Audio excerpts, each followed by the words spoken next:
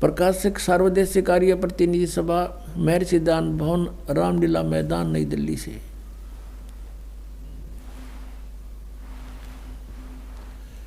ये इसके मुद्रक हैं। Prince offset printers, 1510 Pataudi house, Daryaganj, नई दिल्ली से। ये 9-10 मंडल इकट्ठा ही अनुवाद करके जल्द किया हुआ है। ऋग्वेद मंडल 9 और सूक्त 1 का प्रथम मंत्र में देखो,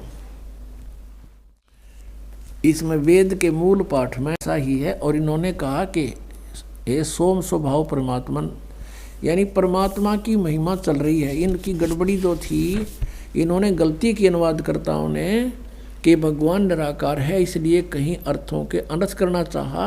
उसको सिद्ध करने के लिए यहाँ से दिखा रहा है दास। अब 2 नंबर मंत्र में हे परमात्मन आप, भगवान की महिमा चल रही है। और फिर तीसरे मंत्र में हे परमात्मन आप, फिर चौथे मंत्र में हे परमात्मन आप, और फिर 5वें मंत्र में हे परमात्मन तुमको, और फिर 6ठे मंत्र में हे परमात्मन। अब 7वां में याद आ गई इनके, दानन तो निराकार बताया करता, अगर तन लिखा है इसका, उसमें लिख दिया उस पुरुष को, या ना लिखना उस परमात्मा को। और फिर 8वें में देखो, यहाँ लिख दिया उस पुरुष को, यहाँ लिखना था उस परमात्मा को, परमेश्वर को। अब ये भी कंसेप्ट क्लियर करते हैं। अब वर्तमान के अंदर इन वेदों की ठेकेदारी न आर्य समाजियान ले रखी है और महर्षि दयानंद को ये महाविद्वान मानते हैं। अब वेदों का अनुवाद इन्होंने कर रखा है। अगर दास करे तो ये यूँ कहते हैं कि रामपाल ने संस्कृत ना आती, ये सारी झूठ बोलता है। ये तो महर्षि तो विद्वान था, ये आचार्य विद्वान है, वो संस्कृत जानते थे, उनका अनुवाद सही है। अब दास पर कृपा करी परमात्मा ने कि इनकी बुद्धि फेर दी जब अनुवाद करें थे। फिर भी ये सच को छुपा नहीं सके कहीं ना कहीं, क्योंकि चोर चुरावे तुमबड़ी गाड्डे पानी में, वो गाड्डे हुआ ऊपर आवे न सच्चाई छनी ना। अब दयानंद के शब्दों में दिखाते पुरुष माने क्या होता है। देखिए ये एक पुस्तक है महर्षि दयानंद सरस्वती कृत ऋग्वेद आदि भाष्य भूमिका, इसका नाम है इतना, ऋग्वेद नहीं है यो, ऋग्वेद आदि भाष्य भूमिका इस पुस्तक का नाम है। और ये यहाँ से प्रकाशित है। सार्वदेशीय कार्य प्रतिनिधि सभा, महर्षि दयानंद भवन, 3/5, आसफ अली रोड, नई दिल्ली। अब इसके 125 पृष्ठ पर आपको दिखाते हैं। ये 125 पृष्ठ, यह सृष्टि विद्या विषय संक्षेप। अच्छा, इसमें यहाँ ये कोई अनुवाद करना चाहा इसने, भाषार्थ कर रहे हैं कि पुरुष माने यत पुरुष, ये संस्कृत है। पुरुष उसको कहते हैं कि जो सर्वशक्तिमान ईश्वर कहता है। अंडरस्टूड हो गया। पुरुष माने परमेश्वर, सर्वशक्तिमान प्रभु, पुरुष उसको कहते हैं इसके ही शब्दों में। अब हम फिर आते हैं ऋग्वेद के उसी मंडल में, ऋग्वेद मंडल नंबर 9, सूक्त नंबर 1, मंत्र नंबर अब 8 और 9 में यहाँ इन्होंने पुरुष लिख दिया, तो पुरुष का अर्थ परमेश्वर ही होता है। देखिएगा ये ऋग्वेद हम फिर पढ़ रहे हैं, वही जो अभी आपको दिखाया था थोड़ी देर पहले, ये वही मंडल है।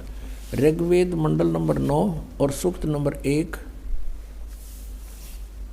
अब मंत्र नंबर 6 तक तो इन्हें लिख दिया परमात्मा, और आगे इन सोचिए तो बात बिगड़े, पहले शुरू कर दिया उस पुरुष को, उस परमेश्वर को ये करना था। यहाँ देखो 8वें में, उस पुरुष को उग्र गतियाँ प्रेरणा करती हैं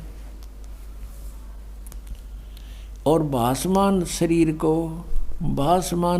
को यानी बहुत सुंदर तेजोमय शरीर को वह पुरुष यानी वह परमात्मा, जैसा दानदाप पे बता रहा पुरुष माने परमेश्वर, वह परमात्मा प्राप्त होता है। तो निराकार कहाँ रहा भगवान, ये निराकार कहा करते। यहाँ देखिएगा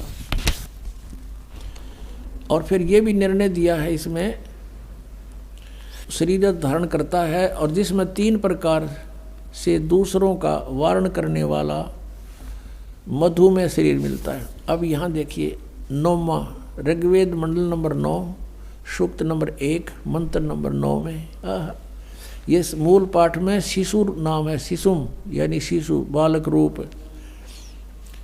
अभी अदन्या, अभी इमम अदन्या, यहाँ से पढ़ते हैं उस सोम स्वभाव वाले श्रद्धालु पुरुष को, सोम माने पुरुष माने परमात्मा को, उस अमर पुरुष को, शिशुम जो शिशु रूप धारण करके प्रकट होता है।